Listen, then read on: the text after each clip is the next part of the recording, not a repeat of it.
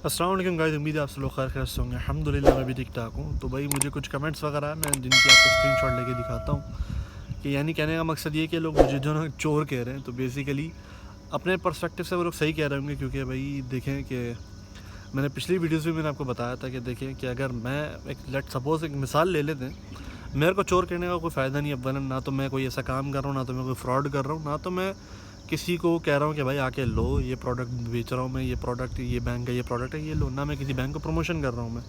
Basically मेरा जो channel है वो डिपेंड करता है कि भाई अगर आप लोगों के साथ कोई फाइनेंशियल इश्यूज़ वगैरह हैं तो ठीक है, I am here to help you out. तो मैं काफ़ी सारे लोगों की ईमेल्स वगैरह पेंडिंग है वैसी वजह से, क्योंकि बहुत सारी लंबी ईमेल्स होती है, मैं उन लोगों के बाद का रिप्लाई नहीं कर पाता। लेकिन जैसे ही मेरे को फुर्सत मिलती है मैं रिप्लाई दे रहा हूँ उनको धीरे धीरे करके। अब लेकिन वो होते हैं ना कि कुछ लोग कबाब में हड्डी वगैरह आ जाती है, तो इस बाद वक्त कुछ लोग ऐसे होते हैं नेगेटिव वे में जाते हैं। लेकिन वो लोग अपने पर्सपेक्टिव से बिल्कुल सही कह रहे हैं कि भाई मैं चोर हूँ। क्यों इस वजह से कह रहे हैं? क्योंकि मैं बैंक से रिलेटेड हूँ, इस वजह से कह रहा हूँ, क्योंकि मेरा चैनल इसी चीज़ के ऊपर है। लेकिन मैं किसी को ये नहीं कहता कि भाई आप आके मेरे बैंक से लो या इस बैंक से लो। आपका मामला किसी भी बैंक से, मैं हर बैंक की गाइडेंस मैं दे देता हूँ जितनी मेरे को इन्फॉर्मेशन है जिस हिसाब से, ठीक है। अब बात करते हैं कि भाई बैंक क्यों चोर है। मैं आपको उसकी वजह बताता हूँ कि भाई लोग यही कहते हैं ना बैंक तो चोर है वगैरह वगैरह। तो आप एक बिलफर्ज ले लें कि मैं कस्टमर हूँ, मैं जाता हूँ कि वो बैंक के पास। अब उससे पहले, बैंक जाने से पहले मैं बोलता हूँ कि मुझे ज़रूरत आ गई है, मैं अपने दोस्त के पास जाता हूँ, मेरा यार मुझे 10,000 दरहम दे देगा आपको ईजीली? नहीं देगा, क्योंकि उसकी सैलरी इतनी नहीं होगी, वो आपको कैसे देगा। अब ठीक, दूसरी बात अगर नहीं होती, इसके दोस्त से मेरे को पैसे नहीं मिलते, मैं जाता हूँ बैंक के पास कि भाई मुझे जो ना लोन चाहिए, मुझे 20,000 दरहम चाहिए। तो बैंक कहेगा भाई ठीक है मैं दे तो दूंगा, लेकिन मैं किस बेस पे दूँ, क्या गारंटी क्या है तेरी, किस बेस पे दूँ, मैं कौन है तू? मैं बोलूँगा भाई मैं यहाँ काम करता हूँ, मेरी इतनी सैलरी है, ठीक है भाई गारंटी देखो, मेरा इसमें क्या फ़ायदा है, मेरा इसमें क्या फ़ायदा है? तो बैंक फ़ायदे की सूरत में निकालता है इंटरेस्ट।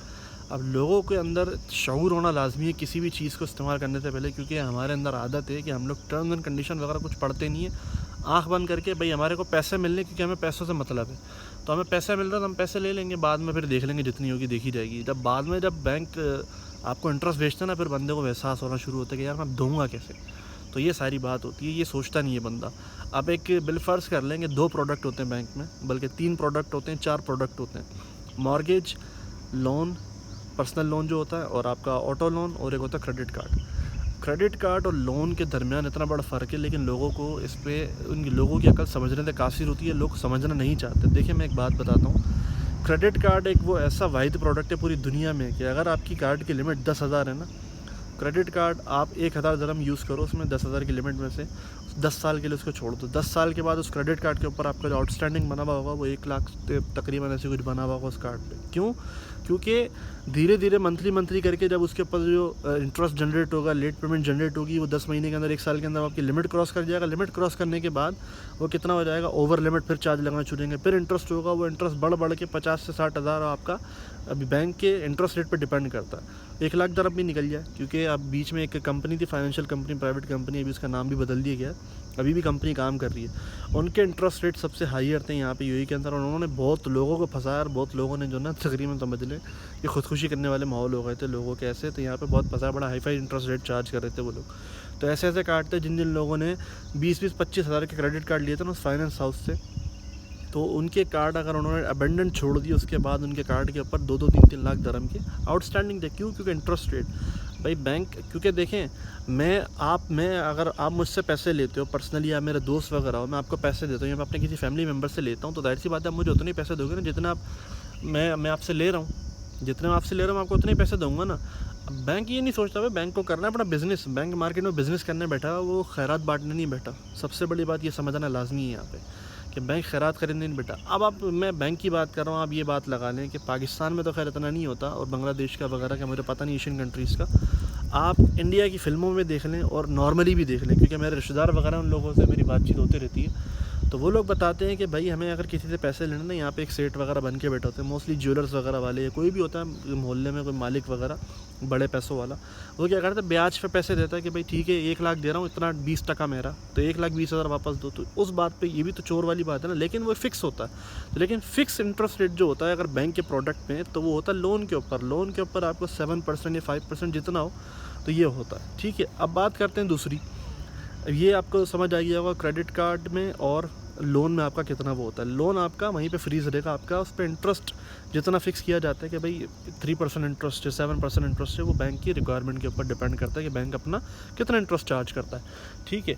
फिर दूसरी चीज़ आती है कि यहाँ पे फ्रॉड, भाई फ्रॉड भी तो होता है कि भाई देखो सेल्स वाले फंसा के चले जाते हैं बंदों को। देखो मैं एक बात बताता हूँ भाई, सप्लाई एंड डिमांड का आपने फार्मूला सुना होगा। जब डिमांड है मार्केट में तो सप्लाई भी होगी, सप्लाई कैसे भी हो, 2 नंबरी करके हो, 1 नंबरी करके हो, ये होगी। अब मुझे एक बात बता दें आप कि यहाँ पे मिनिमम सैलरी यूएई के अंदर कम से कम भी 5,000 दिरहम सैलरी चाहिए क्रेडिट कार्ड लेने के लिए, लेकिन बंदे की सैलरी 1,000 दिरहम, वो लालच क्यों कर रहा है क्रेडिट कार्ड लेने का। और ऐसे ऐसे आपको लोग मैं दिलवाता हूँ जो वीज़े, मैं आपको बताया ना कि पिछली वीडियो में प्रोजेक्ट मैनेजमेंट, डिलीवरी सर्विस वगैरह वाले, फूड डिलीवरी वाले और टेक्निकल सर्विस वाले और ये जो बिजनेसमैन सर्विस टाइपिंग वगैरह वाले, इन सबों को जो ना बैंक ने भी ब्लैक लिस्ट कर दिया, इनको क्रेडिट कार्ड नहीं दे रहे, इनकी एप्लीकेशन रिजेक्ट हो रही है। क्यों? क्योंकि फ्रॉड में ज़्यादातर शामिल ये थे। ये लोग क्या करते हैं, जो फ्रीलांसर, अगर मैं जैसे हूँ ना फ्रीलांसर, मैं क्या करता हूँ, मैं ऐसे यार मुझे फ्रीलांस वीज़ा चाहिए, मैं काम करता हूँ तलबात में या कोई सी फूड डिलीवरी कंपनी में, कोई सी भी कंपनी में, मुझे तुम फ्रीलांस वीज़ा दे दो, आज़ाद वीज़ा। अब उसके चार्जेस कितने, 10,000, ठीक है, मैं तुम्हें 12,000 दूँगा, तुम उसमें मेरी सैलरी जो ना 12,000 दिरहम लिख दो, 10,000 दिरहम लिख दो। ये करवा के अब अपने दोस्त यारों से पैसे जमा करके अपने अकाउंट में डलवाए पैसे और स्टेटमेंट जनरेट करके 1-1.5 लाख का लोन लिया या 30-40 हज़ार का 50 हज़ार का क्रेडिट कार्ड लिया। बाद में फिर जब पे करने की बारी आई तो जी मेरे पास तो पैसे नहीं है, मेरे पास जॉब नहीं है। तो ये भाई देखो कि बंदे के अपने अंदर भी होता है, ठीक है, जो रियल रीज़न होते हैं। अब एक बंदे की सैलरी 1,000-1,200 दिरहम है। इवन के मैंने पिछले दिनों ऐसे केसेस देखे हैं कि कचरा चुनने वाला, माजरत जिसको ये वर्ड चुभ रहा है, कचरा चुनने वाला जो रोड की क्लीनिंग करते हैं ना, उसकी तनख्वाह 1,200 दिरहम है। उसको क्या ज़रूरत है क्रेडिट कार्ड की? उसको सेल्समैन बेवकूफ़ बना के चला गया, वो इतना पढ़ा लिखा नहीं है, उतना अक्लमंद नहीं है, उसको ये नहीं पता कि ज़बरदस्ती को उसको क्रेडिट कार्ड दे के कैसे चला गया।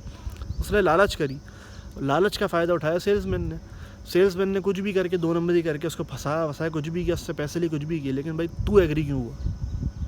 बात है ना कि भाई मैं एग्री क्यों हुआ, जब मेरी सैलरी नहीं है, मैं पे कर पाऊँगा या नहीं, ये मैंने नहीं सोचा अपने लिए। मेरे को बस लालच ये था क्यों, मुझे पैसे आ रहे थे भाई।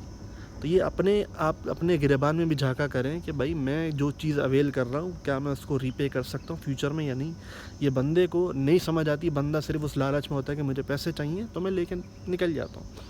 बहरहाल तो ये सेल्स ऐसे फ्रॉड वगैरह चलते रहेंगे, लेकिन अभी तो फ़िलहाल स्टॉप होगा। लेकिन हो सकता है फ्यूचर में, देखो ये कभी काम नहीं रुकेगा, ये 2 नंबरी वाला कभी काम नहीं रुकेगा। जब 1 नंबर से काम नहीं होता, 2 नंबर, जब घी सीधी उंगली से नहीं निकलता तो टेढ़ी उंगली करना लाजमी पड़ती है। तो ये सारी कहानी है। और जब तक बेवकूफ़ ज़िंदा है ना, अक्लमंद कमाता रहेगा। इस बात को आप गौर से सुने, जब तक अक्लमंद ज़िंदा है, जब तक बेवकूफ़ ज़िंदा है, अक्लमंद कमाता रहेगा।